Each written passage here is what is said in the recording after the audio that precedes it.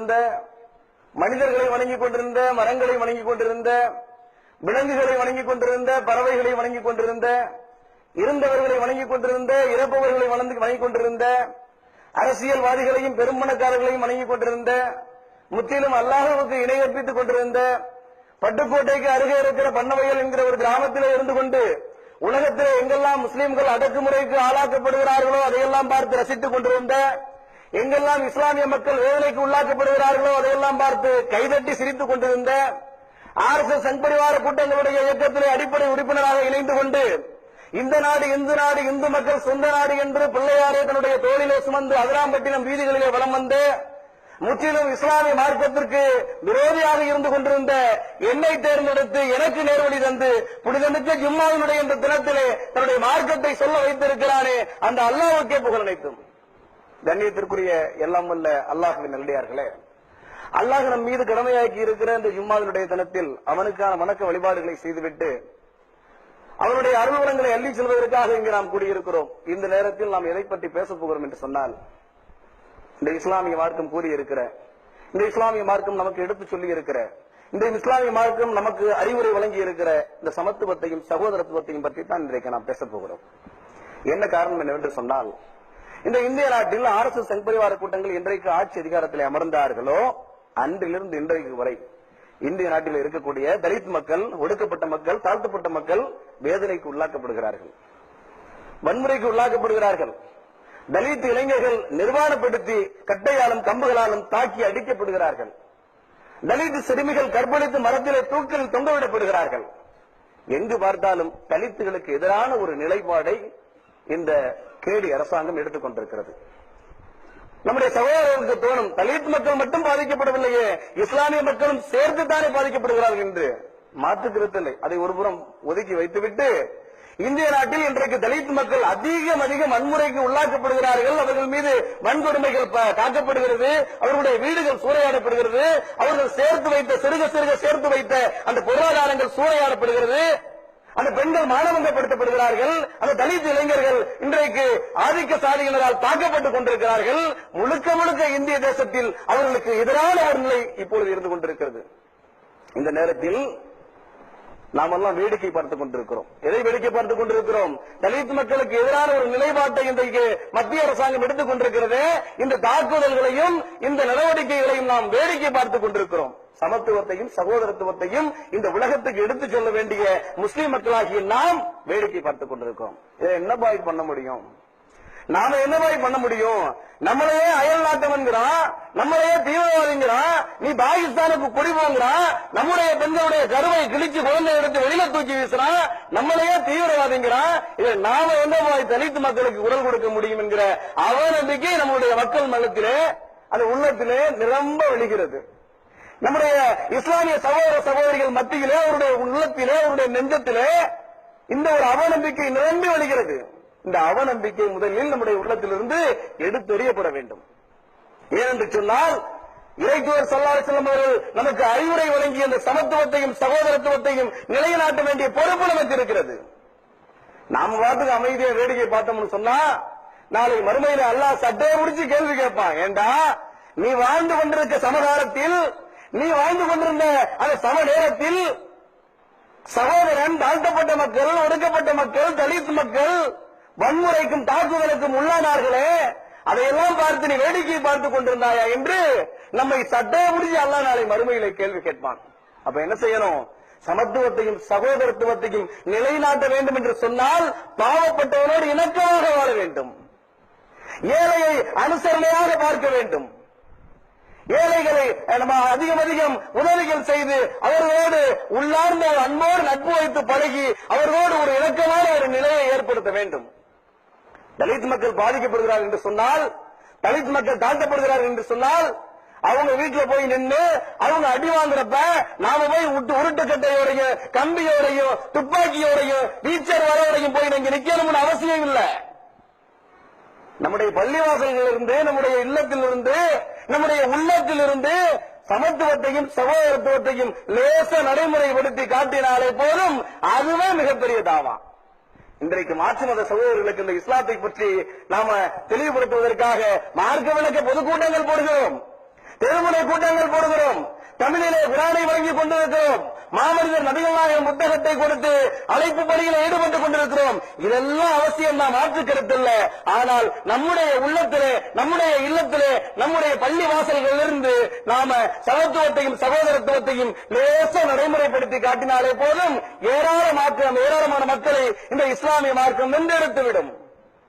இன்றைக்கும் மதுராம்பட்டியத்தை சுற்றி இருக்கிற பகுதிகள் இருக்கிறது, ஏரிப்புறக்கரை, முத்தம்மாள் தெரு, மலவேநீர் காடு, செட்டித்தோப்பு, இது போன்ற பகுதிகளில் வாழக்கூடிய தலித் மக்கள் இன்றைக்கும் தலித் மக்களாகவே வாழ்ந்து கொண்டிருக்கிறார்கள் என்று சொன்னால் குறை அவர்களிடத்தில் இல்லை, நம்மிடத்தில் தான் இருக்கிறது. நம்முடைய நடவடிக்கைகள், நம்முடைய செயல்பாடுகள் அவர்களுடைய உள்ளத்தை ஈர்க்கவில்லை, வென்றெடுக்கவில்லை. கேசியஸ் கிளே என்று சொல்லப்படுகிற அமெரிக்க நாட்டு கருப்பினத்தை சேர்ந்த ஒரு சிறுவன், 12 வயது சிறுவன், அவன் தன்னுடைய மிதிவண்டியை தன்னுடைய இல்லத்தின் வெளியில, தன்னுடைய வீட்டுக்கு வெளியில நிப்பாட்டி வச்சுட்டு வெளியில போறான். அவன் உள்ள போற அந்த நேரத்தில், அந்த கேப்ல அவன் நிறுத்தி வச்சிருந்த அவனுடைய சைக்கிள ஒரு திருடன் வந்து திருடுறதுக்கு முயற்சி செய்யறான். திரும்பி பாக்குறான், நம்முடைய சைக்கிள் ஒருத்தர் திருடுறானேன்ட்டு வேகமா போய் அந்த திருடனை பிடிச்சி மாகுமான்னு குத்துறான். எப்படிப்பட்ட குத்து? எந்த இடத்தில் பஞ்சு வைத்தால் அவன் மயங்கி விழுவானோ அப்படிப்பட்ட குத்து. உடனே என்ன பண்றான்? அவன் மயங்கி கீழே வந்துடுறான். பொதுமக்கள் பிடிச்சிடுறாங்க. கேசியஸ் கிளே என்கிற அந்த சிறுவனுக்கு அவனுடைய சைக்கிள் திருடு போகாம பாதுகாப்பாக கிடைக்கிறது. இந்த காட்சியை மார்டின் என்கிற ஒரு பள்ளி ஆசிரியர் கவனித்துக் கொண்டிருக்கிறார். கவனிச்சு என்ன பண்றாரு? அந்த கேசியஸ் கிளேயை கூப்பிடுறாரு. கூப்பிட்டு அவனுக்கு தன்னுடைய செலவுடைய குத்துச்சண்டை பயிற்சியை கொடுக்கிறாரு. பெரிய அளவுல அந்த பயிற்சி அடைந்து மிகப்பெரிய அளவுல குத்துச்சண்டை வீரராக வந்துடுறான். ஒரு காலத்தில் அவன் வாழக்கூடிய அந்த அமெரிக்க நாட்டுக்காக உலகமகா ஜாம்பியன் போட்டியில கலந்து கொண்டு ஜாம்பியனாகியும் விடுகிறான். ஜாம்பியனாகி பதக்கத்தை வாங்கிட்டு வர்றான். வாங்கிட்டு வர்ற அந்த கேசியஸ் கிளேய அந்த அமெரிக்க நாடு அங்கீகாரம் செய்யவில்லை, கௌரவப்படுத்தவில்லை. ஏன்? இவன் கருப்பினத்தை சேர்ந்தவன், இவன் கிடக்கிறான் அப்படின்னு சொல்லிட்டு அந்த பதக்கத்தை வாங்கி வச்சுட்டு ஒரு ஹோட்டல்ல போய் காபி சாப்பிடலாம்னு போறான் அந்த கேசியஸ் கிளே. அங்கே வேலை பார்க்கிற வெள்ளைக்கார பெண்மணி சொல்கிறாள், கருப்பினத்தை சேர்ந்தவர்களுக்கெல்லாம் நாங்கள் இங்கே பரிமாற மாட்டோம், கருப்பினத்தை சேர்ந்தவர்களுக்கெல்லாம் எங்கள் உணவகத்தில் அனுமதி கிடையாது. உடனே மனசு நொந்து போறாரு. பசி மறந்து, தூக்கம் மறந்து இந்த நாட்டுக்காக ஜாம்பியனாக வேண்டும் என்று ஏராளமான பயிற்சிகளை பெற்று நாம ஜாம்பியனாகி வந்தோம்னு சொன்ன அந்த நாடு அங்கீகரிக்கவில்லை, ஹோட்டல்ல வேலை பார்க்கக்கூடிய இந்த வெள்ளைக்கார பெண்மணியும் அங்கீகரிக்கவில்லை. இப்படிப்பட்ட பதக்கம் கௌரவம் எனக்கு தேவையில்லை என்று தான் வாங்கிய அந்த பதக்கத்தை ஆற்ற தூக்கி வீசிட்டு நடந்து போயிட்டு இருக்கான் அந்த கேசியஸ் கிளே. போயிட்டு இருக்கிற நேரத்தில் ஒரு பள்ளிவாசல் தெரியுது. அந்த பள்ளிவாசல் தொழுகையின் நேரம். கருப்பினத்தை சேர்ந்த ஒரு இமாம் தொலை வைத்துக் கொண்டிருக்கிறார். அவரை பின்பற்றி வெள்ளைக்கார முஸ்லிம்கள் தொழுது கொண்டிருக்கிறார்கள். இந்த காட்சி அவனுடைய இல்லத்தை, அவனுடைய உள்ளத்தை அப்படியே ஈர்க்குது. அங்கே வித்தியாசமாக இருக்கிறது. அங்கே கருப்புறத்தை சேர்ந்தவன், இளந்தவத்தை சேர்ந்தவன், அடிமைப்படுத்தப்பட்டவன் என்று ரொம்ப கேவலமா கீழ்த்தரமா நடத்துறாங்க. ஆனா இந்த பள்ளிவாசல்ல நிகழ்ச்சி வித்தியாசமாக இருக்கிறது என்று குர்ஆனை படிக்கிறார், இஸ்லாத்தை ஆய்வு செய்கிறார். இஸ்லாத்தை ஏற்றுக்கொண்டு தன்னுடைய பெயரை முகமது அலியாக மாற்றிக்கொண்டு சமீபத்திலே மரணித்து போனார். இன்னா லில்லாஹி வா இன்னா இலைஹி ராஜிஊன். நான் கேட்கிறேன், அவருடைய உள்ளத்தை வென்றெடுத்தது, ஈர்த்தது அல்லாஹ்வுடைய நாட்டம் ஒருபுறம் இருக்கட்டும், ஆனால் அவருடைய உள்ளத்திலே ஒரு நல்லெண்ணத்தை போட்டது, இந்த மார்க்கத்தை பற்றி ஒரு நேசம் கொண்டது, அதற்கு காரணமாக அமைந்தது குர்ஆன் ஹதீஸ்களா? கிடையாதுங்க. அவருடைய உள்ளத்தை வென்றெடுத்தது அந்த பள்ளிவாசல்ல அவர் பார்த்த சமத்துவம். அந்த சமத்துவம் அவருடைய உள்ளத்தை ஈர்த்தது. நாகப்பட்டினம் மாவட்டம் வேதாரண்யம் அருகே இருக்கிற பழங்கல்லி மேடு, அந்த கிராமத்திலே வாழக்கூடிய பெரும்பான்மை தலித் மக்கள் அங்கே இருக்கக்கூடிய ஒரு கோவிலிலே சம உரிமை கேட்கிறார்கள். எங்களுக்கு ஒரு மண்டபப்படி தாருங்கள் என்று கேட்கிறார்கள். ஆனால் அங்கே வாழக்கூடிய அந்த ஆதிக்க சாதி என்று சொல்லப்படுகிறவர்கள் அந்த தலித் மக்களுக்கு உரிமைகள் வழங்க மறுக்கிறார்கள். இதன் காரணமாக இஸ்லாத்தில் மட்டும்தான் சமத்துவம் இருக்கிறது, அந்த சமத்துவம் எங்களுக்கு அங்கே போனாதான் கிடைக்கும், நாங்கள் இஸ்லாத்தை ஏற்றுக்கொள்ள போகிறோம் என்று அறிவிக்கிறார்கள். மீடியாக்காரெல்லாம் அந்த கிராமத்தை நோக்கி ஓடுறான். நம்முடைய மாநில தலைமையும் அங்கே போகுது. போய் என்ன பண்ணுது? கோபத்தில் எடுக்கிற முடிவு சிறந்த முடிவல்ல, நீங்கள் இஸ்லாத்திற்கு வாருங்கள், அதை இஸ்லாத்தை பற்றி தெரிந்து கொண்டு வாருங்கள் என்று மாநில தலைவர் அறிவுரை வழங்குகிறார். ஆனா ஒரு 6 இளைஞர்கள் என்ன பண்றாங்க? நீங்க என்னதான் சொன்னாலும் நாங்க கேட்க மாட்டோம். நாங்கள் லா இலாஹ இல்லல்லாஹ் முஹம்மது ரசூலுல்லாஹ் என்கிற அந்த கலிமாவை மொழிந்து நாங்கள் இஸ்லாத்தை ஏற்றுக்கொள்ளத்தான் செய்வோம் என்று 6 நபர்கள் இஸ்லாத்தை ஏற்றுக்கொள்கிறார்கள். நான் கேட்கிறேன், இந்த சகோதரர்களுடைய உள்ளத்தை வென்றது இங்கே இருக்கக்கூடிய சமத்துவம் தானே சகோதரர்களே? செய்யாறு பக்கத்துல திருவண்ணாமலை மாவட்டம் துலுக்காத்தம்மன் கோயில் அப்படின்னு சொல்லிட்டு ஒரு கோயில் இருக்குதுங்க. அங்கே இருக்கக்கூடிய தலித் சகோதரர்களுக்கு கூட அந்த கோயிலுக்குள்ள நுழைஞ்சு வழிபாடு நடத்துவதற்கு அனுமதி கேட்கிறார்கள். அங்கேயும் அனுமதி மறுக்கப்படுகிறது. அவர்கள் சொல்கிறார்கள் இஸ்லாத்துலதான் சமத்துவம் கிடைக்கும், இஸ்லாத்துலதான் சமத்துவம் கிடைக்கும், இங்க சமத்துவம் கிடைக்காது, அங்கேதான் சமத்துவமும் சகோதரத்துவமும் இருக்கிறது என்று அவர்களுடைய உள்ளத்தையும் இங்க இருக்கக்கூடிய சமத்துவம் தான் அவருடைய உள்ளத்தை வென்றெடுத்திருக்கிறது. இன்றைக்கு எத்தனையோ முஸ்லிம் சகோதரர்கள் நான் இஸ்லாத்துக்கு வர்றதுக்கு முன்னாடி பழகி இருக்கிறேன், பார்த்து இருக்கிறேன், பேசியிருக்கிறேன், நட்பு வைத்திருக்கிறேன். ஆனால் எவரிடத்திலுமே பார்க்காத ஏதோ ஒரு மனிதனிடத்திலே நான் சமத்துவத்தை பார்த்தேன், சகோதரத்துவத்தை பார்த்தேன். இதன் காரணமாகத்தான் நானும் இஸ்லாத்தை ஏற்றுக்கொண்டேன். சமீபத்தில் நடந்த ஆவணத்து அந்த ஜனாசா பிரச்சனை கேள்விப்பட்டிருப்பீங்க. மாவட்ட காவல் கண்காணிப்பாளர் 70 நபர்களை பாதுகாப்பாக அழைத்துக் கொண்டு உங்களை வெளியில விட்டுறோம் அப்படின்னு சொல்லிட்டு நம்ம இடத்துல பொய்யான வாக்குறுதியை விட்டு நம்மளை அங்கிருந்து அந்த கபிர்ஸ்தான்ல இருந்து வெளியில கொண்டு வந்து விட்டாங்க. வெளியில கொண்டு வந்து வெளியில விட்டுருவாங்க அப்படின்னு பார்த்தா நேர போலீஸ் கொண்டு போய் அடைச்சு வச்சுட்டாங்க. அடைச்சு வச்சு 6 பேர் மட்டும் நீங்க கொடுங்க, இல்லன்னா 70 பேர் மேலே நாங்க வழக்கு போவோம் அப்படிங்கிறாங்க. ஒரு முஸ்லீம் இன்னொரு முஸ்லீமுக்கு சகோதரன் என்பதை நிலைநிறுத்தக்கூடிய மார்க்கத்தில் இருந்து கொண்டிருக்கிறோம். நீங்க 6 பேருக்கு இவரை வச்சுக்கோங்க, இவரை வச்சுக்கோங்க, இவரை வச்சுக்கோங்க நம்ம சொல்ல முடியுமா? நம்ம இடத்துல பதில் இல்லை. உடனே அந்த அதிகாரி பாக்குறான், நீங்க சொல்ல வேண்டாம், 6 நபரை நாங்க எடுத்துக்கிறோம் அப்படின்னு சொல்லிட்டு என்ன பண்றான், 6 நபர் அவனே எடுத்துக்கிறான். நீவா நீவா நீவான்ட்டு 6 நபர்களில் 4 பேரு அத்தா பேர் என்ன ஓம் பேர் என்ன கேட்டுட்டு அனுப்பிட்டான். அடுத்து 2 சகோதரர்கள் வர்றாங்க. உன்னுடைய பேர் என்னப்பா? யூசுப். உன்னுடைய அத்தா பேர் என்ன? கணேசன். அவன் மேல கீழே பாக்குறான். மாத்தி சொல்றியப்பா, உன்னுடைய பேர் யூசுப், உன்னுடைய அத்தா பேர் என்ன? கணேசன் தான் சார், எழுதுங்க சார் அப்படின்னு நம்முடைய சகோதரன் தன்னுடைய அந்த ஆக்ரோஷமான பேச்சை இங்கே பதிவு செய்கிறார். எழுதுகிறான் யூசுப், அத்தா பேரு கணேசன். அடுத்து ஒருவர் வருகிறார். உன்னுடைய பேர் என்ன? இப்ராஹிம். உன்னுடைய பேரு இப்ராஹிம். உன்னுடைய அத்தா பேர் என்ன? வீரையன். மேலே இங்கே பார்க்கிறான். அப்ப இந்த ஆட்சியாளர்களையும் இந்த அரசியல்வாதிகளையும் இந்த காவல் அதிகாரிகளையும் இந்த அரசு துறை இயக்கங்களையும் இன்றைக்கு நடுநடுங்க செய்திருக்கிறது என்று சொன்னால் இந்த இஸ்லாமிய மார்க்கம் மேலோங்கி வளர்ந்து கொண்டிருக்கிறது. அதற்கு ஒரு காரணமாக நம்மிடத்தில் இருக்கக்கூடிய சமத்துவமும் சகோதரத்துவமும் முக்கிய காரணியாக விளங்குகிறது. எப்படி ஒரு தண்ணிக்குள்ள பந்த வச்சு வேகமா அழுத்தினான்னா அவன் எவ்வளவு வேகமா உள்ள அழுத்தினானோ அதிவேகமா மேல வரும் பாருங்க. அதே மாதிரி இந்த இஸ்லாமிய மார்க்கத்தினுடைய எழுச்சி வளர்ச்சிக்காக இதை தடுக்க வேண்டும், இதை உடைக்க வேண்டும், இதை அமைக்கி வைக்க வேண்டும் என்று எப்போதெல்லாம் இந்த RSS செம்பரிவார கூட்டங்கள் அடியெடுத்து வைக்கிறார்களோ அப்போதெல்லாம் இந்த இஸ்லாமிய மார்க்கம் விஸ்வரூபம் கொண்டு வேகமாக வளர்ந்ததாகத்தான் வரலாறு. அப்ப இந்த மார்க்கத்தை பிற மக்களுக்கு சொல்ல வேண்டும் என்று சொன்னால் இந்த இந்தியாவிலே தலித்துகள் வாழக்கூடிய பகுதிகளிலே பள்ளிவாசல்கள் கட்டமைக்கப்பட வேண்டும் என்று சொன்னால் அவர்களை எல்லாம் இந்த இஸ்லாமிய மார்க்கத்தின் பக்கம் வென்றெடுக்க வேண்டும் என்று சொன்னால் மிகப்பெரிய அளவில் நீங்க தாவாலாம் செய்ய வேண்டாம், மிகப்பெரிய அளவில் நீங்க கூட்டம் எல்லாம் போட வேண்டாம். நம்முடைய பள்ளிவாசல் இருந்து நம்முடைய உள்ளத்திலிருந்து நம்முடைய இல்லத்திலிருந்து நேச சமத்துவத்தையும் சகோதரத்துவத்தையும் அப்டேட் பண்ணாவே போதும். நீயும் நானும் சகோதரன். நீ களிமா சொல்லியிருக்க, நான் களிமா சொல்லியிருக்கிறேன். இஸ்லாத்தினுடைய வணக்க வழிபாடுகள் எல்லாமே பாத்தீங்க அப்படின்னா சமத்துவத்தையும் சகோதரத்துவத்தையும் கூட்டமைப்பையும் வலியுறுத்தக்கூடியதாகத்தான் அமைந்திருக்கிறது. இன்றைக்கு தொழுவதற்காக வந்து அமர்ந்திருக்கிறோம். கொஞ்சம் நிறுத்திவாங்க, கொஞ்சம் தொழுவதற்காக நம்ம வந்து அமர்ந்திருக்கிறோம். இப்ப முன்னால் வந்த சகோதரர்கள் முன்னால் வந்து அமர்ந்திருக்கிறீங்க, பின்னால் வருவாங்க பாருங்க, அந்த சகோதரர்கள் பின்னால் வந்து அமருவாங்க. இந்த மாவட்டத்தினுடைய கலெக்டர் இஸ்லாத்தை ஏற்றுக்கொண்டார் என்று சொன்னால் அவர் தொழுத வர்றாருன்னு சொன்னாலும் ஆஹா கலெக்டர் வர்றாரு முன்னாடி இடம் கொடுங்க அப்படின்னு சொல்லிட்டு இடத்தை விடுவீங்களா? விடமாட்டீங்க. பள்ளிவாசல்களை பொறுத்தவரை இந்த மார்க்கத்தை பொறுத்தவரை உயர்ந்தவன் தாழ்ந்தவன் கிடையாது, எல்லாரும் சரிசமம் தான்.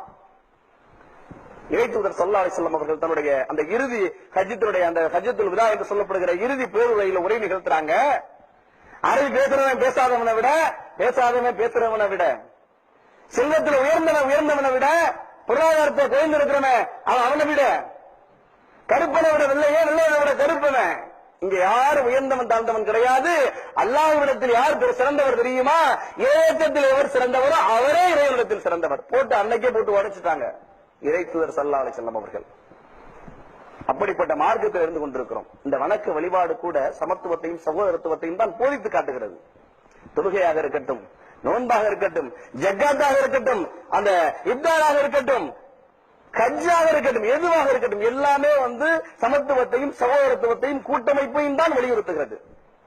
கஜ்ஜில பாத்தீங்கன்னா ஒருபடி மேல போய் அங்க வணக்க வழிபாடுகள் மட்டுமல்ல, அந்த உடை கூட, அங்க உருவங்கள் மட்டுமல்ல, அங்க உடை கூட சமத்துவம் தான். எவ்வளவு பெரிய டாட்டா பிர்லா அம்மாரியா இருந்தாலும் கூட அங்க போன இஹ்ராம்ல தான் இருக்கணும். ஆக இஸ்லாத்தினுடைய வணக்க வழிபாடுகள் கூட சமத்துவத்தையும் சகோதரத்துவத்தையும் தான் அந்த உலகத்துக்கு எடுத்து சொல்கிறது. அப்படிப்பட்ட மார்க்கத்தில் இருந்து கொண்டிருக்கிறோம். நம்ம என்ன பண்ணணும்?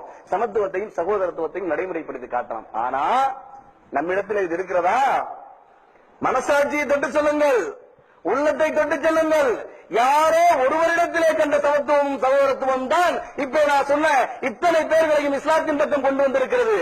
ஆனால் இங்க இருக்கிற இஸ்லாமியர்களாக இருக்கிற, முஸ்லிம்களாக இருக்கிற அத்தனை பேர் தன்னுடைய உள்ளத்திலிருந்து, தன்னுடைய இல்லத்திலிருந்து, பள்ளிவாசலிலிருந்து சமத்துவத்தையும் சகோதரத்துவத்தையும் இந்த உலகத்துக்கு எடுத்து காட்டினால் அத்தனை பேர் இஸ்லாத்தை ஏற்றுக்கொள்வார்களே. நம்மிடத்தில் இருக்கிறதா சமத்துவம் சகோதரத்துவம்? எங்க இருக்கிறது? காணாமல் போயிடுச்சு. அதிராம்பட்டினம் காவல் நிலையத்திலே சென்று என்னிடத்தில் இருந்த சமத்துவமும் என்னிடத்தில் இருந்த சகோதரத்துவமும் காணாமல் போய்விட்டது என்று காவல் நிலையத்திலே புகார் கொடுக்க வேண்டிய கட்டாயத்தில் அதிராம்பட்டினம் முஸ்லிம்கள் இருந்து கொண்டிருக்கிறோம். அதிராம்பட்டினம் முஸ்லிம்கள் மட்டுமல்ல, தவறாக நினைத்துக் கொள்ள வேண்டாம், அத்தனை முஸ்லிம்களும் அப்படித்தான் இருந்து கொண்டிருக்கிறோம். நம்மிடத்தில் அந்த குணம் என்பதே காணாமல் போய்விட்டது. இறை தூதர் ஸல்லல்லாஹு அலைஹி வஸல்லம் அவர்களை நாம் நேசிக்கக்கூடிய உம்மத்துக்கள் என்று காலரை தூக்கி விட்டு சொல்றோம். நம்மிடத்தில் அவர் வழிகாட்டிய, அவர் அறிவுரை வழங்கிய இந்த இரண்டு குணங்கள் இருக்கிறதா? நம்மிடத்தில் என்ன தெரியுமா இருக்கிறது? லா இலாஹா இல்லல்லாஹ் முஹம்மது ரசூலுல்லாஹ் என்கிற கலிமாவை மொழிந்து முஸ்லிம்களாக வாழ்ந்து கொண்டு நாளை மறுமையிலே சொர்க்கம் தான் நோக்கம் என்று வாழ்ந்து கொண்டிருக்கிறோமே. நம்முடைய உள்ளத்திலே என்ன இருக்கிறது? கோபம், குரோதம், நீ பெரியவனா நான் பெரியவனா, அகங்காரம், திமிரு, காழ்ப்புணர்ச்சி, எதிரித்தன்மை, வஞ்சகம், சூழ்ச்சி நிரம்பி வழிகிறது. இதெல்லாம் மூட்டை கட்டி முதல்ல தூக்கி போட்டுட்டு நீ சகோதரன் நான் சகோதரன். இறை தூதர் ஸல்லல்லாஹு அலைஹி வஸல்லம் சொன்னார்களே, ஒரு முஸ்லிம் இந்த ஒரு முஸ்லிமுக்கு சகோதரன் என்பதை, அந்த அறிவுரையை உள்வாங்கியவர்களாக என்னை விட நீ எந்தவன் அல்ல, உன்னை விட நான் எந்தவன் அல்ல, நாம இருவருமே சிறந்தவர்கள், அல்லாஹ்விடத்தில் சிறந்தவர்கள் என்று சொன்னால் இறையச்சத்தில் சிறந்தவர்கள், நாம் இறையச்சத்தை வளர்த்துக் கொள்வோம் அப்படின்னு நீ பெரியவன் நான் பெரியவங்கிற இந்த குணத்தை எல்லாம் விட்டுப்புட்டு நம்மிடத்தில் சமத்துவமும் சகோதரத்துவமும் நிரம்பி வெளியட்டும். இதன் காரணமாக நம்முடைய இறையச்சம் வளரும். இதன் காரணமாக ஏராளமான மாற்றுமத சகோதரர்கள் நம்மிடத்தில் காணக்கூடிய இந்த இரண்டு குணங்களை வைத்து இந்த இஸ்லாத்தை நோக்கி ஓடி வரக்கூடும். ஒரு சஹாபி கேட்கிறார், யார சொல்லலாம், இஸ்லாத்திலே மிகச்சிறந்த ஒரு விஷயத்தை சொல்லித்தாங்க, இஸ்லாத்திலே மிகச்சிறந்த ஒரு விஷயத்தை சொல்லித்தாங்க அப்படின்னு கேட்கிறாங்க. அவர் ரசூலுல்லாஹ் சொல்றாங்க, பசித்தவருக்கு உணவளிப்பதும் தெரிந்தவர் தெரியாதவர்னு பார்க்காம சலாம் சொல்றதுதான் இஸ்லாத்திலேயே மிகச்சிறந்த விஷயம்னு சொல்றாங்க. இன்றைக்கு நம்முடைய சகோதரர்கள் சாலையிலே அல்லது இன்ன பிற இடங்களிலே சந்தித்துக் கொள்வார்கள். இவர் பாகிஸ்தான் நாட்டை சேர்ந்தவர் போலவும் அவர் இந்திய நாட்டை சேர்ந்தவர் போலவும் எப்படி போவாங்க, அப்படியே ராணுவ வீரர்கள் மாதிரி தான் போயிட்டு இருப்பாங்களே ஒழிய ஒரு அழகான ஒரு புன்னகை, ஒரு லேசான ஒரு புன்னகை, ஒரு அஸ்ஸலாமு அலைக்கும் வரஹ்மத்துல்லாஹி வ பரகாத்துஹுங்கிற ஒரு சலாம் காணும். சில சகோதரர்கள் சலாம் சொல்லுவாங்க, அதை கேட்டுட்டு எதிராக இருக்கிற சகோதரர் என்ன சொல்லுவாங்க அப்படின்னு தலையாட்டுவாங்க. பாய் சலாம் சொன்ன பாய், நானும் சொன்ன பாய், எங்க பாய் சொன்னீங்க, மனசுக்குள்ள சொன்ன பாய், இப்படித்தான் இருக்கிறது. ஆக நம்ம இடத்துல சலாமே காணாம போயிருச்சு. அப்ப சலாம் சகோதரத்துவத்தை வளர்க்கக்கூடிய, சமத்துவத்தை நிலைநாட்டக்கூடிய ஒரு அழகான ஒரு கருவி. சலாத்தை பரப்புங்கள் என்று இறை தூதர் ஸல்லல்லாஹு அலைஹி வஸல்லம் சொல்லி இருக்கிறார்கள். இன்றைக்கு சலாம் கூட பாத்தீங்க அப்படின்னா அது ஏராளமான சகோதரர்கள் அஸ்ஸலாமு அலைக்கும் நிப்பாட்டிக்கிறாங்க. தன்னுடைய வீட்டுல, தன்னுடைய பீரோல ஏராளமான நாளை மறுமையில பயனளிக்கக்கூடிய ஏராளமான நன்மைகளை என்னமோ சேர்த்து வச்சிருக்கிற மாதிரி அஸ்ஸலாமு அலைக்கும்னு முடிச்சுக்கிறாங்க. 10 நன்மை தான். அஸ்ஸலாமு அலைக்கும் வரஹ்மத்துல்லாஹின்னு சொல்லுங்க 20 நன்மை, அஸ்ஸலாமு அலைக்கும் வரஹ்மத்துல்லாஹி வ பரகாத்துஹு சொல்லுங்க 30 நன்மை. இன்றைக்கு 10 நன்மை எனக்கு போதும், எனக்கிட்ட நிறைய இருக்கு, நாளை மறுமையில நான் சம்பாதிச்சு வச்சிருக்கிறேன், நாளை மறுமைக்கு என்ன ஜெயிக்க வைக்கக்கூடிய அம்சங்கள் நிறைய செஞ்சு வச்சிருக்கிறேன், எனக்கு 10 போதும்னு அஸ்ஸலாமு அலைக்கும் நிப்பாட்டிக்கிறீங்களே. ஒரு சலாத்தை முழுசா சொன்னா 30 நன்மை. இன்னையிலிருந்து நியத்து வைங்க, என்னுடைய மனைவியை பார்த்தாலும், என்னுடைய மகனை பார்த்தாலும், என்னுடைய சகோதரனை பார்த்தாலும், என்னுடைய நண்பரை பார்த்தாலும், மாற்றுமத சகோதரர்களை பார்த்தாலும் அஸ்ஸலாமு அலைக்கும் வரஹ்மத்துல்லாஹி வ பரகாத்துஹுன்னு சொல்லுவேன். இதன் காரணமாக நான் 30 நன்மையை அறுவடை செய்வேன். இதன் காரணமாக மாற்றுமத சகோதரர் அப்படின்னா என்னன்னு கேட்பாரு. உடனே நான் விளக்கம் சொல்லுவேன். உங்கள் மீது எல்லாம் வல்ல இறைவனின் சாந்தியும் சமாதானமும் அருளும் அபிவிருத்தியும் நின்று நிலவட்டுமாக அப்படின்னு அர்த்தம் பாய் அப்படின்னு நான் சொல்லுவேன். அப்படியா பாய், இதைத்தான் இவ்வளவு நாளா சொல்லிக்கிட்டு இருக்காங்களா, அப்ப இதை பத்தி சொல்லுங்க அதை பத்தி சொல்லுங்கன்னு நம்முடைய மார்க்க அந்த வழிமுறைகளை பற்றி கேட்பாரு. அப்ப நான் மாமனிதன் நபிகள் நாயகம் புத்தகத்தை கொடுப்பேன், அப்புறமாக்கி குரானை கொடுப்பேன், அவர் கொண்டு வந்து மார்க்க விளக்க பொதுக்கூட்டங்களை உட்கார வைப்பேன். இதன் காரணமாக இந்த இஸ்லாத்தை பற்றி அவருக்கு தெரிவதற்கு நாம் முயற்சி செய்யணும். இந்த இடத்துல நிகழ்த்து வைங்க. ஏன்னா சமத்துவத்தையும் சகோதரத்துவத்தையும் இந்த உலகத்துக்கு எடுத்து சொல்ல வேண்டிய பொறுப்பு கடமை நமக்கு இருக்கிறது. நாமெல்லாம் யாரோட உம்மத்துங்க? இறை தூதர் ஸல்லல்லாஹு அலைஹி வஸல்லம் அவர்களுடைய உம்மத்து. குர்ஆன் சொல்லுது, லகத் கான லகும் ரசூலுல்லாஹி பி உஸ்வத்தின் ஹஸனா, இந்த மனிதரிடத்தில் உங்களுக்கு அழகிய முன்மாதிரி இருக்கிறது என்று குர்ஆன் சொல்லுது. அப்படிப்பட்ட இறை தூதர் ஸல்லல்லாஹு அலைஹி வஸல்லம் அவர்களை நேசிக்கக்கூடிய உம்மத்துக்கள் என்று நாம் சொல்லிக் கொண்டிருக்கிறோம். அவர்கள் காட்டித் தந்த, அவர்கள் அறிவுரை வழங்கிய, அவர்கள் நடத்தி காட்டிய சமத்துவம் சகோதரத்துவத்தையும் நம்ம கிட்ட இருக்குதா அப்படின்னு நாம சுய ஆய்வு செய்யணும். என்ன செஞ்சாங்க இறை தூதர் ஸல்லல்லாஹு அலைஹி வஸல்லம்? தன்னுடைய வளர்ப்பு மகன் ஜைதுக்கு அடிமை சகோதரன் ஜைதுக்கு என்ன பண்ணாங்க? தன்னுடைய மாமி மகளை திருமணம் செஞ்சு வச்சு அந்த இடத்துல சமத்துவத்தை நிலைநாட்டி காட்டினார்களா இல்லையா? இன்றைக்கு இஸ்லாத்துக்கு வந்த சகோதரனுக்கும் சகோதரிக்கும் பொண்ணு கிடைக்கல, மாப்பிள்ளை கிடைக்கலங்க. மனசாட்சியை தட்டு சொல்லுங்க. நாம நிர்வாகத்தில் இருக்கோம். அந்த அடிப்படையில நம்ம இடத்துல பொண்ணு பார்த்து சொல்றாங்க, மாப்பிள்ளை பார்த்து சொல்றாங்க. அவங்க கிட்ட நம்ம சொல்லுவோம், இஸ்லாத்துக்கு வந்த சகோதரன் இருக்கிறான், பொண்ணு கொடுக்குறீங்களா? இஸ்லாத்துக்கு வந்த சகோதரி ஒண்ணு இருக்கு, மாப்பிள்ளை கட்டிக்கிறீங்களா? அது வந்து நான் ஓகேதான், ஆனா குடும்பத்துல தலையை சொரிபவர்களாக இருக்கிறோம். அப்ப எங்க இறை தூதர் ஸல்லல்லாஹு அலைஹி வஸல்லம் அவர்களை நேசிக்கக்கூடிய உம்மத்துக்கள் நாங்க? எத்தனையோ பேர் இஸ்லாத்துக்கு கூட்டம் கூட்டமா வந்துட்டு இருக்காங்க, பொண்ணு கிடைக்கல. நம்ம மேடைகளை பேசுறோம், நம்ம வீதிதோறும் பேசுறோம், இந்த உலகத்துக்கு எடுத்துச் செல்லக்கூடிய சமத்துவத்தையும் சகோதரத்துவத்தையும் எடுத்துச் செல்லக்கூடிய முஸ்லிம்கள் நாங்கள் என்று வாயிலேயே பேசுறோம். ஆனா நாம நடைமுறைப்படுத்தி காட்டுறோம். ஆனா இல்ல. இறை தூதர் ஸல்லல்லாஹு அலைஹி வஸல்லம் அவர்கள் காலத்துல வாழ்ந்த சஹாபி ஜுலைபீப் ரலியல்லாஹு அன்ஹு அவர்கள், அவங்க என்ன பண்ணாங்க? கருப்பா அசிங்கமா இருப்பாங்க, ஆண்கள் கூட பார்க்க அருவருப்பான ஒரு நிலையில தான் இருப்பாங்க. அப்படிப்பட்ட ஜுலைபீப் ரலியல்லாஹு அன்ஹு அவர்களுக்கு யாருமே பொன் கொடுக்க முன்வரல. இந்த விஷயம் இறை தூதர் ஸல்லல்லாஹு அலைஹி வஸல்லம் அவர்களுக்கு தெரிகிறது. இந்த குடும்பத்துக்கு போங்க, அங்க இருப்பாங்க ஒரு பொண்ணு, அந்த பொண்ணு நான் சொன்ன கல்யாணம் முடிச்சுக்கங்கன்னு சொல்லி அனுப்புறாங்க. ஜுலைபீப் ரலியல்லாஹு அன்ஹு அவங்க வீட்டுக்கு போறாங்க. அங்க இருக்கக்கூடிய அந்த பெண்ணினுடைய அத்தா அம்மா, வாங்க வாங்க வாங்க, யார் அனுப்புனா, எங்க இருந்து வர்றீங்க? இறை தூதர் ஸல்லல்லாஹு அலைஹி வஸல்லம் அவர்கள் திருமணம் செய்யமாக என்னை அனுப்பினார்கள். அப்படியே உட்காருங்க உட்காருங்கன்னு ஏராளமான வரவேற்புகளை கொடுத்து அந்த அத்தா அம்மா உபசரிக்கிறாங்க. என்ன நினைச்சுக்கிட்டு உபசரிக்கிறாங்க? இறை தூதர் ஸல்லல்லாஹு அலைஹி வஸல்லம் அவர்கள் தன்னுடைய மகளை பெண் கேட்டு ஆள் அனுப்பி இருக்கிறாங்க அப்படின்னு அவங்க நினைச்சுக்கிறாங்க.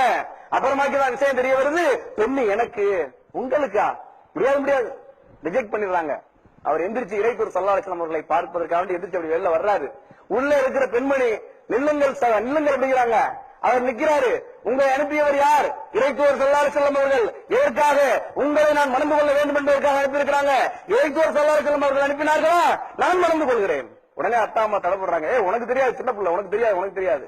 அம்மா, என்னுடைய மன வாழ்க்கையை பற்றி, என்னுடைய எதிர்காலத்தை பற்றி, என்னுடைய விஷயத்தில் இறை தூதர் ஸல்லல்லாஹு அலைஹி வஸல்லம் அவர்கள் ஒரு முடிவை எடுத்து விட்டார்கள் என்று சொன்னால் அதை மாற்றி அமைப்பதற்கு உங்களுக்கு என்ன அதிகாரம் இருக்கிறது என்று இந்த மார்க்கத்தை நேசித்தார். இறை தூதர் ஸல்லல்லாஹு அலைஹி வஸல்லம் அவர்களை நேசித்தார். அந்த பெண்மணி இறை தூதர் ஸல்லல்லாஹு அலைஹி வஸல்லம் அவர்களுடைய உம்மத்துக்கள் என்று சொல்லிக் கொள்வதற்கு ஒரு நியாயம் இருக்கிறது. இன்றைக்கு இஸ்லாத்துக்கு வந்தவங்களுக்கு பொண்ணு கொடுக்கறதுக்கு நம்ம யோசிக்கிறோமே, மாப்பிள்ளை கொடுக்கறதுக்கு யோசிக்கிறோமே, லேசா பாரபட்சம் காட்டுறோமே, நாம ரசூலுல்லாஹ்வுடைய உம்மத்துன்னு சொல்றதுக்கு என்ன தகுதி இருக்கிறது? நாளை மறுமையிலே நாங்கள் எல்லாம் சொர்க்கம் போய் விட்டுருவோம் என்று அப்படின்னு சொல்றதுக்கு என்ன துணிச்சல் இருக்கிறது? கண்ணியத்திற்குரிய எல்லாம் அல்ல அல்லாஹ்வின் நல்லடியார்களே, இறை தூதர் ஸல்லல்லாஹு அலைஹி வஸல்லம் அவர்கள் எந்த ஒரு சமத்துவத்தை சகோதரத்துவத்தை இந்த உலகத்துக்கு எடுத்து போதித்தார்களோ அதன்படி அவர்கள் வாழ்ந்து காட்டினார்கள். இன்றைக்கு அரசியல்வாதிகள் சொல்வார்கள், நாங்கள் சொல்வதை சொல்வோம், நாங்கள் சொல்வதை செய்வோம், செய்வதை சொல்வோம். இன்னும் சில பேர் சொல்லுவாங்க, நான் சொல்றதையும் செய்வோம், சொல்லாததையும் செய்வோம். ஆமா ஆமா, நீங்க சொன்னதெல்லாம் செஞ்சீங்க, சொல்லாததெல்லாம் செய்ய வச்சுட்டீங்க நிறைய. இன்றைக்கு மக்கள் எல்லாம் நடு ரோட்ல திரியுறாங்க. பால் வாங்க காசு இல்ல, ஆஸ்பத்திரிக்கு காசு இல்ல, மருந்து வாங்க காசு இல்ல, பஸ் டிக்கெட்டுக்கு காசு இல்லன்னு மக்கள் எல்லாம் ரோட்ல திரியுறாங்க. நீங்க சொன்னதையும் செஞ்சீங்க, சொல்லாததையும் செஞ்சீங்க. ஆனால் மனித குலத்திலேயே இறை தூதர் ஸல்லல்லாஹு அலைஹி வஸல்லம் அவர்கள் மட்டும்தான் இந்த கியாமத் நாள் வரைக்கும் அப்படித்தான் இன்ஷா அல்லாஹ் எதை சொன்னார்களோ, எதை போதித்து காட்டினார்களோ, எந்த அறிவுரையை இந்த மக்களுக்கு வழங்கினார்களோ அதன்படியே வாழ்ந்து காட்டினார்கள்.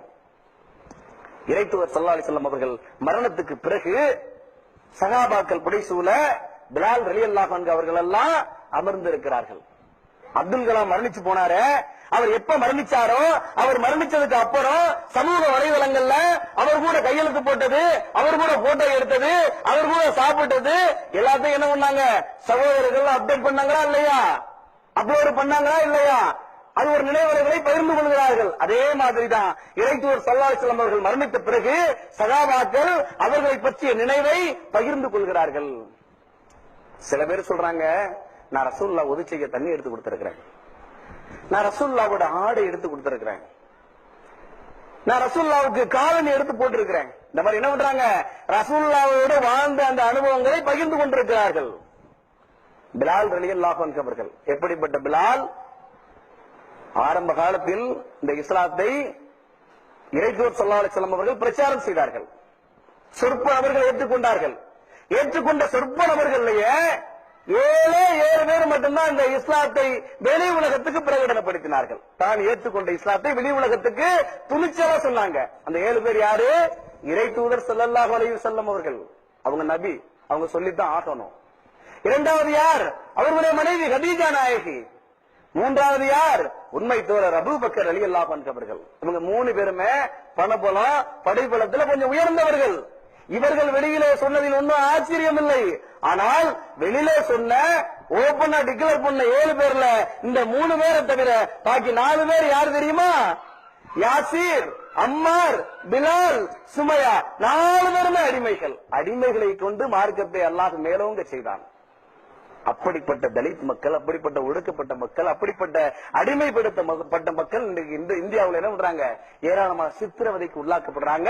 நம்ம என்ன செய்யணும்? அவங்களை அரவணைக்கணும், அவங்களோட நேசம் பாராட்ட வேண்டும். அவர்களோடு நீனும் நான் அண்ணன் தம்பி ஆதமுடைய பிள்ளைகள் என்று அவர் தோல்ல கையை போட வேணும். என்னை போன்றவர்கள் இன்றைக்கு குரானை படித்து, ஹதீஸை படித்து, மார்க்கத்தை ஆய்வு செய்து இஸ்லாத்தை ஏற்றுக் கொண்டிருக்கிறோம். உங்களுடைய முன்னோர்கள் எல்லாம் குரானை ஆய்வு செஞ்சு ஹதீஸ் எல்லாம் படிச்சா இஸ்லாத்துக்கு வந்தாங்க? எதை பார்த்து வந்தாங்க? தோல்ல பிறந்தவன், தலையில பிறந்தவன், தொப்புள்ள பிறந்தவன், காலில் பிறந்தவனு. இந்த இந்தியாவுல வர்ணாசிரம கொள்கையின் கீழே ஏராளமான பிளவுகள் இருந்துச்சு. அந்த நேரத்துல கடல் ஒளி மார்க்கமாக அந்த சஹாபிய தோழர்கள் வியாபாரம் செய்யறதுக்கு வந்தாங்க. வந்தவங்க என்னடா பிரிவினை, என்னடா ஏற்றத்தாழ்வு, நீ நான் அண்ணன் தம்பிடான் தோல்ல கை போட்டாங்க. ஏழை மக்களுக்கு கொடுத்து உதவுனாங்க. ஒரு சகல்ல உட்கார்ந்து சாப்பிட்டாங்க. இதன் காரணமாக இஸ்லாம் இருந்துச்சு. அந்த நிலை இன்றைக்கும் வர வேண்டும் என்றுதான் இன்றைக்கு இந்த தலைப்பை நாம் தேர்வு செய்திருக்கிறோம். இறைத்தூதர் ஸல்லல்லாஹு அலைஹி வஸல்லம் அவர்கள் எப்படிப்பட்ட ஒரு சமத்துவத்தையும் சகோதரத்துவத்தையும் நிலைநாட்டியிருக்காங்கன்னு பாருங்க. அந்த பிலால் ரலியல்லாஹு அன்ஹு என்ன பண்றாங்க? ஆரம்ப காலத்துல இஸ்லாத்தை ஏற்றுக்கிட்டதுனால அந்த சுடு மணல்ல, பாலைவன மணல்ல புரட்டி போடப்படுகிறார். ஏராளமான சித்திரவதைக்கு உள்ளாக்கப்படுகிறார். சகட்டையால் அடிக்கப்படுகிறார். நிர்வாணப்படுத்தி சூடு வைக்கப்படுகிறார். இருந்தும் கூட தன்னுடைய கொண்ட அந்த கொள்கையில உறுதியா இருந்தாங்க. அகது அல்லாஹ் ஒருவனே என்று உறுதியாக இருந்தார்கள் பிலால் ரலியல்லாஹு அன்ஹு அவர்கள். பசில போட்டு வாட்டுறாங்க. பல நாள் சாப்பிடல, பாலைவன மணல்ல உருட்டி பிரட்டப்படுகிறார். அந்த நேரத்துல பிலால் ரலியல்லாஹு அன்ஹு அவர்களுடைய அந்த முதலாளி இருக்கிறானே உமையா, அவனும் அவனுடைய மனைவியும் சப்பி போட்ட எலும்பு துண்டு அப்படி தூக்கி போடுறாங்க. அதை சூப்பித்தாலும் தன்னுடைய பசியை போக்கிக் கொள்ளலாம் என்று பிலால் ரலியல்லாஹு அன்ஹு அந்த சூப்பி போட்ட எலும்பு துண்டை எடுத்து வாயில வைக்க போற நேரத்துல, என்ற அடிமை நாயே, நான் சூப்பி போட்ட எலும்பு துண்டை எடுத்து எச்சி பண்ற அளவுக்கு உனக்கு தைரியம் வந்து விட்டதா என்று எட்டி உதைக்கிறார் உமையாவினுடைய மனைவி. அப்படிப்பட்ட பிலால் ரலியல்லாஹு அன்ஹு அவர்கள் சொல்றாங்க, யாராவது ரசூலுல்லாவை தொட்டு இருக்கிறீர்களா? 2-3 பேர் கை தூக்குறாங்க. யாராவது ரசூலுல்லாவை கட்டி அணைத்திருக்கிறீர்களா? அப்போ ஒரு 4-5 பேர் கை தூக்குறாங்க. யாராவது ரசூலுல்லாவை முத்தமிட்டு இருக்கிறீர்களா? யாருமே கை தூக்கல. யாரையாவது ரசூல் முத்தமிட்டு இருக்கிறார்களா? அப்பவும் யாருமே கை தூக்கல. சொன்னார்கள் பிலால் ரலியல்லாஹு அன்ஹு அவர்கள். எந்த பிலால்? அபிசீனிய அடிமையாக இருந்து அல்லாஹ்வை ஏற்றுக்கொண்ட சஹாபிய தோழர் இறைத்தூதர் ஸல்லல்லாஹு அலைஹி வஸல்லம் அவர்களுடைய நேசத்திற்குரிய பிலால் ரலியல்லாஹு அன்ஹு சொல்கிறார்கள், நான் ரசூலுல்லாவை தொட்டிருக்கிறேன், ரசூலும் என்னை தொட்டிருக்கிறார்கள். ரசூலுல்லாவை நான் கட்டி அணைத்திருக்கிறேன், ரசூலும் என்னை கட்டி அணைத்திருக்கிறார்கள். ரசூலை நான் முத்தமிட்டிருக்கிறேன், ரசூலும் என்னை முத்தமிட்டிருக்கிறார்கள். சொன்னதை செய்த இறைத்தூதர் ஸல்லல்லாஹு அலைஹி வஸல்லம் அவர்கள் எந்த சமத்துவத்தையும் சகோதரத்துவத்தையும் நமக்கு போதித்து காட்டினார்களோ அதன்படி வாழ்ந்து காட்டினார்களா இல்லையா? உடனே சஹாபாக்கள் கேட்கிறாங்க, பிலால் பிலால் எப்ப நடந்துச்சு இப்படி ஒரு சம்பவம், எப்படி நடந்துச்சு இப்ப ஒரு சம்பவம் அப்படின்னு கேட்கிறாங்க. உடனே பிலால் ரலியல்லாஹு அன்ஹு சொல்கிறார்கள், நான் ஒரு முறை பாந்து சொல்வதற்காக மஸ்ஜித் நபவி பள்ளிக்கு வந்து கொண்டிருந்தேன். அந்த நேரத்தில் பாத்திமா நாயகி வீட்டை கடந்து வர்ற மாதிரி ஒரு நிலை. அப்ப பாத்திமா நாயகனுடைய பிள்ளைகளும் இறைத்தூதர் ஸல்லல்லாஹு அலைஹி வஸல்லம் அவருடைய பேர குழந்தைகளும் ஆகிய அசனங்களை அழுதுகிட்டே இருக்கிறாங்க. நான் போய் கிட்ட போய் தூக்க போனேன், அவங்க கிட்ட வரல, என்ன ஏதுன்னு கேட்டுருவோம்னு பாத்திமா நாயகியை கூப்பிட்டா பாத்திமா நாயகி சொல்றாங்க, பிலாலே என்னுடைய பிள்ளைகள் அழுகிறது என் காதுல கேட்குது, என்ன செய்யறது, என்னுடைய கணவர் பசியாரி 4 நாளாச்சு, ஒண்ணுமே நான் சாப்பிட கொடுக்கல, இன்னைக்குதான் கொஞ்சோண்டு கோதுமை கிடைச்சிச்சு, அதை அப்படியே நச்சு மாவாக்கி ரொட்டி செஞ்சு என்னுடைய கணவருக்கு இன்னைக்கு தான் நான் பசிய ஆற்ற வேண்டும் என்று நான் முயற்சி செய்து கொண்டிருக்கிறேன், நான் என்ன பிள்ளைகளை கவனிக்கிறது என்று இறைத்தூதர் ஸல்லல்லாஹு அலைஹி வஸல்லம் அரபு தேசத்துடைய சக்கரவர்த்தி ரசூலுல்லாஹ்வுடைய மகள் சொல்றாங்க தன்னுடைய வறுமை நிலைய.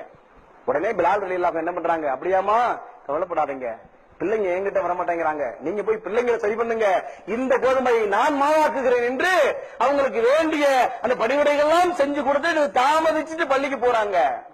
அங்க இருக்கக்கூடிய இறைத்தூதர் ஸல்லல்லாஹு அலைஹி வஸல்லம் கேட்கிறார்கள், பிலாலே ஏன் தாமதம், பிலாலே ஏன் தாமதம், என்ன ஆனது? உடனே பிலால் ரலியல்லாஹு அன்ஹு சொல்கிறார்கள், யா ரசூலுல்லாஹ், நான் பாங்கு சொல்றதுக்கு வேகமா வந்துகிட்டு இருந்தேன், அப்ப உங்க பேர குழந்தைகள் அழுதுகிட்டு இருந்தாங்க, என்ன வேணும்னு போய் விசாரிச்சேன், அப்ப நிலைமையை சொன்னாங்க, உடனே நான் என்ன செஞ்சேன், அவங்களுக்கு வேண்டிய அந்த சில உதவிகளை எல்லாம் செஞ்சு கொடுத்துட்டு வர்றதுக்கு லேட் ஆகி போயிருச்சு அப்படின்னு காரணம் சொல்கிறார்கள் பிலால் ரலியல்லாஹு அன்ஹு அவர்கள். உடனே இறைத்தூதர் ஸல்லல்லாஹு அலைஹி வஸல்லம் அவர்கள், பிலாலே பிலாலே என்னுடைய ஈரக்குறை பாத்திமா நாயகிக்கு உதவிய கரங்கள் இதானே என்று கட்டி அணைத்து கண்ணம் மாற்றி கண்ண முத்தமிட்டு கரங்களில் முத்தமிட்டார்கள் என்று சொன்னார். எந்த சமத்துவத்தையும் சகோதரத்துவத்தையும் உங்களுக்கு நமக்கு அறிவுரையாக்கி சொன்னார்களோ அதன்படியும் இறைத்தூதர் ஸல்லல்லாஹு அலைஹி வஸல்லம் அவர்கள் வாழ்ந்து காட்டினார்கள். சகோதரர்களை அவர்கள் மட்டும்தானா, அவரிடத்திலே பாடம் பயின்ற சஹாபாக்கள் அபூதர் கிஃபாரி ரலியல்லாஹு அன்ஹு அவர்கள், அவங்க என்ன பண்ணாங்க, தனக்கு எப்படி ஆடை வாங்குவாங்களோ அதே மாதிரி தன்னுடைய அடிமை சகோதரனுக்கும் அதே மாதிரி ஆடை வாங்கி 2 பேரும் ஒன்னா அப்படியே ரோட்ல நடந்து போவாங்க. அப்ப சஹாபாக்கள் என்ன பண்ணுவாங்க, என்ன என்ன வித்தியாசமா இருக்குது, அவர் ஆசை, அவர் கிண்டல் பண்ற மாதிரி பேசுவாங்க, இது என்ன கிண்டல் இருக்கிறது, இது என்ன நக்கல் இருக்கிறது, இது என்ன ஆச்சரியம் இருக்கிறது, நான் நேசிக்கக்கூடிய இறைத்தூதர் ஸல்லல்லாஹு அலைஹி வஸல்லம் அவர்கள் எனக்கு எதை போதித்தார்களோ அதன்படி வாழ்ந்து காட்டுகிறேன் அப்படின்னு யார் சொல்றாங்க, சஹாபாக்கள் சொல்றாங்கன்னு சொன்னா, நாம் எல்லாம் ரசூலுல்லாஹி ஸல்லல்லாஹு அலைஹி வஸல்லம் அவர்களை நேசிக்கக்கூடிய உம்மத்துகள் என்று சொல்லிக் கொண்டிருக்கிறோம். நாமெல்லாம் அவருடைய உம்மத்துகள் என்று காலத்தை தூக்கி விட்டுக்கிறோம், வாய்கிலேயே முகமது ரசூலுல்லாஹ்னு சொல்றோம். என்ன தகுதி இருக்கிறது, நம்மிடத்துலதான் ஏராளமான குறைபாடுகள் இருக்கிறது. அல்லாஹுவையும் மறுமை நாளையும் நம்பக்கூடிய ஒரு அடியாரிடத்தில் இருக்க வேண்டிய பண்புங்க, என்ன பண்பு, அல்லாஹ்வையும் மறுமை நாளையும் நம்புறியா, அண்டை வீட்டுக்காரனோட நேசம் பாராட்டுன்னு சொல்றாங்க. நம்ம என்ன பண்றோம், எத்தனை பேர் நெஞ்ச தொட்டு சொல்லுங்க பக்கத்து வீட்டுக்காரனோட நேசம் பாராட்டுறீங்க. அப்ப இந்த மாதிரி குழந்தைகளை எல்லாம் வளர்த்துக் கொள்ள வேண்டும் என்று சொன்னால் அப்பதான் நாம முகமது ரசூலை நேசிக்கக்கூடிய ஒரு உம்மத்து, அப்படிப்பட்ட ரசூலுல்லாஹ்வை நேசிக்கக்கூடிய உம்மத்து என்று சொன்னால் எதை போதித்து காட்டினார்களோ அதன்படி நம்ம வாழ்ந்து காட்டணும். சமத்துவத்தையும் சகோதரத்துவத்தையும் போதித்து காட்டினார்கள். அப்படிப்பட்ட அந்த 2 பண்புகளையும் நாம நடைமுறைப்படுத்தி காட்டினாலே போதும் சகோதரர்களே, அதுவே மிகப்பெரிய தாவா. இன்றைக்கு நமக்கு மிகப்பெரிய ஒரு வேலை காத்திருக்கிறது. இன்றைக்கு நமக்கு மிகப்பெரிய ஒரு வேலை காத்திருக்கிறது. என்னங்க வேலை, நம்ம செஞ்ச அமல்களை கொண்டு நம்ம சொர்க்கம் போயிட முடியுமா, நம்ம கொண்ட தொழுகையை கொண்டு நம்ம சொர்க்கம் போயிட முடியுமா, இறைவனுடைய கருணை இல்லாமல் நேசம் இல்லாமல் அவருடைய இரக்கம் இல்லாமல் நாம யாருமே சொர்க்கம் போக முடியாது. என் கூட ரசூலுல்லாஹி ஸல்லல்லாஹு அலைஹி வஸல்லம். அப்ப இறைவனுடைய கருணை வேண்டும் என்று சொன்னால் குல் இன் குன்தும் துஹிப்புனல்லாஹ் ஃபத்தபியூனி யுஹிப்புக்குமுல்லாஹ், நபி அந்த மக்கள்கிட்ட சொல்லுங்க, நீங்க அல்லாஹ்வை நேசிப்பதாக இருந்தால், அல்லாஹ்வை விரும்புவதாக இருந்தால் என்னை பின்பற்றுங்கள், அல்லாஹ் உங்களை நேசிப்பான், உங்களை விரும்புவான் என்று இந்த மக்கள்கிட்ட நீங்க சொல்லுங்கன்னு சொல்றாங்க. அப்ப ரசூலுல்லாஹி ஸல்லல்லாஹு அலைஹி வஸல்லம் அவர்களை நாம நேசிக்கிறோம்னு சொன்னா அவங்க எதையெல்லாம் போதித்து காட்டினார்களோ அதன்படி நம்ம வாழ வேண்டும். அப்படிப்பட்ட சமத்துவத்தையும் சகோதரத்துவத்தையும் இந்த உள்ளத்திலிருந்து, இந்த பள்ளி வாசலிலிருந்து, நம்முடைய இல்லத்திலிருந்து நடைமுறைப்படுத்தி காட்ட வேண்டும். இதன் காரணமாக ஏராளமான நபர்கள் இஸ்லாத்தை நோக்கி ஓடி வருவார்கள். அதன் காரணமாக ஜதகத்துல் ஜாரியா என்கிற இந்த சிகப்பு ஒட்டகத்துக்கு ஒப்பிட்டு சொன்னார்களே இறைத்தூதர் ஸல்லல்லாஹு அலைஹி வஸல்லம், அப்படிப்பட்ட ஏராளமான நன்மைகளை நாம் அடைய முடியும். அதற்கு இந்த 2 இன்ச் சூப்பர் மார்க்கெட்டை ஓபன் பண்ணி இந்த மார்க்கத்தை மக்கள்கிட்ட சொல்லுங்க. பிற மக்கள்கிட்ட நீங்க சொல்லும் போது அல்லாஹ்வுடைய அந்த வேதத்தின் பக்கமும் இறைத்தூதர் ஸல்லல்லாஹு அலைஹி வஸல்லம் அவருடைய வழிமுறைகளின் பக்கமும் நம்முடைய குடும்பத்திலிருந்து ஆரம்பிங்க. நம்முடைய மாற்றுமத சகோதரர்களிடத்தில் நீங்க எடுத்து சொல்லுங்க. அப்படி நீங்க எடுத்து சொல்லணும் சொன்னா முதல்ல நீங்க முஸ்லீமாக இருக்கிறோம், நீங்க முஸ்லீமாக இருக்க வேண்டும் என்று சொன்னால் நம்மிடத்தில் சமத்துவம் நிரம்பி வழிய வேண்டும், நம்மிடத்தில் சகோதரத்துவம் நிரம்பி வழிய வேண்டும். இதன் காரணமாக ஏராளமான உள்ளங்களை நாம் வென்றெடுக்க முடியும். அதற்காக நீங்கள் களத்தில் இருங்குங்கள். இந்த மோடி அடிக்க அடிக்க நம்ம போய்க்கலாம். நமக்கு பாதையை விலக்கி விடுறான் மோடி. RSS சங்பரிவார கூட்டங்கள் ஆட்சி செய்து கொண்டிருக்கிறது. இவர்கள் எந்த ஆயுதத்தை கையில் எடுத்தாலும் அந்த ஆயுதத்தை கொண்டே நமக்கு பாதை வகுத்து கொடுக்கிறான். அப்படிப்பட்ட அழைப்பு பணிகளை ஆர்வம் காட்டுங்கள். ஏராளமான நன்மைகளை நீங்கள் அடையலாம். நாளை மறுமையிலே அதற்கு உதவி செய்யும் என்று கூறிக்கொண்டவனாக என்னுடைய முதல் உரையை முடித்துக் கொள்வேன்.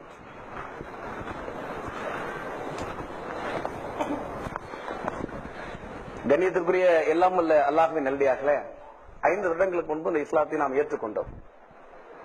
5 வருடங்களுக்கு முன்பு நான் இஸ்லாத்தை ஏற்றுக்கொண்டோம். ஆனால் எனக்கு 10 வயசுல இருந்து எனக்கு என்னை சுற்றி இஸ்லாமிய நண்பர்கள் இருக்கத்தான் செஞ்சார்கள். ஆனா யாருமே இஸ்லாத்தை பத்தி நமக்கு சொல்லலங்க. யாருமே இந்த இஸ்லாத்தை பத்தி நம்ம சொல்லலங்க. அது அல்லாஹ்வுடைய நாட்டம். அல்லாஹ்வுடைய நாட்டமாக இருந்தாலும் இறைத்தூதர் ஸல்லல்லாஹு அலைஹி வஸல்லம் அவர்கள் நமக்கு அறிவித்துக் கொடுத்திருக்கிறார்கள், என்னிடத்தில் இந்த ஒரு செய்தி கிடைத்தாலும் அதை பிற மக்களுக்கு எடுத்துச் சொல்லுங்கள் என்று. ஆனா நம்ம என்ன பண்ண மாட்டேங்கிறோம்? நம்முடைய குடும்ப உறுப்பினர்களுக்கு நம்ம எடுத்து சொல்ல மாட்டேங்கிறோம். யா அய்யுஹல்லதீன ஆமனு அன்ஃபுஸக்கும் அஹ்லிக்கும் நாரா வகூதுஹன் நாஸ் வல் ஹிஜாரா. இறை நம்பிக்கையாளர்களே, உங்களையும் உங்களுடைய குடும்பத்தாரையும் நரகத்தினுடைய நெருப்பிலிருந்து பாதுகாத்துக் கொள்ளுங்கள் என்று அல்லாஹ் தன்னுடைய திருமறையிலே சொல்லுகிறான். நம்ம என்ன பண்ண மாட்டேங்கிறோம்? நம்ம இந்த வாயை திறந்து நல்ல விஷயங்களை, இறைத்தூதர் ஸல்லல்லாஹு அலைஹி வஸல்லம் அவருடைய போதனைகளை, இந்த மார்க்க கட்டளைகளை நம்முடைய குடும்பத்தாருக்கே நம்ம சொல்ல மாட்டேங்கிறோம்.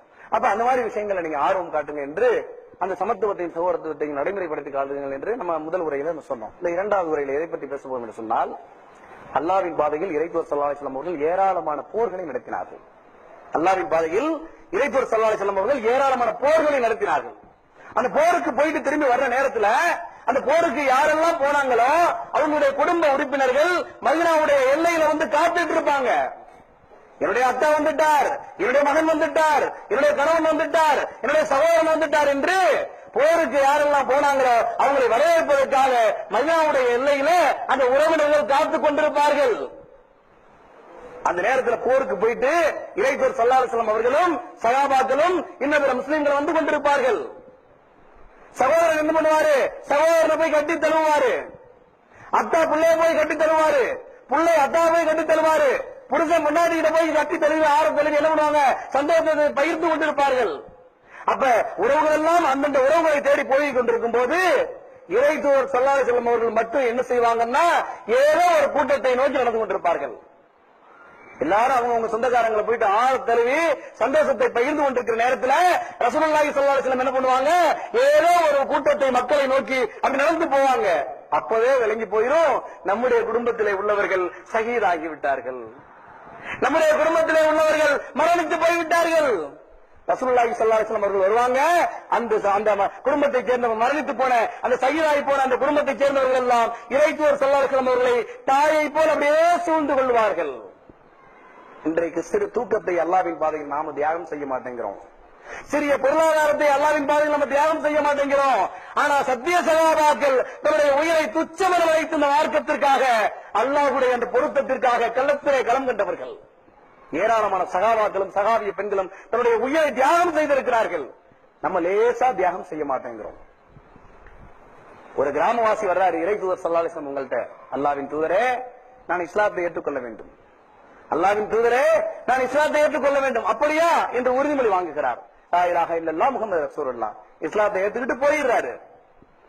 அதற்கு அப்புறம் ஒரு போர் நடக்கிறது. அந்த போர்ல ஏராளமான கனிமத்து பொருட்கள் கிடைக்கிறது. அந்த கனிமத்து பொருட்களை எல்லா சகோதரர்களுக்கும் பிரிச்சு பிரிச்சு இறைத்தூதர் ஸல்லல்லாஹு அலைஹி வஸல்லம் கொடுக்கிறாங்க. அப்படி கொடுத்துக்கிட்டு இருக்கும் போது இறைத்தூதர் ஸல்லல்லாஹு அலைஹி வஸல்லம் அவர்களுக்கு அந்த கிராமவாசியினுடைய நினைவு வந்து விடுகிறது.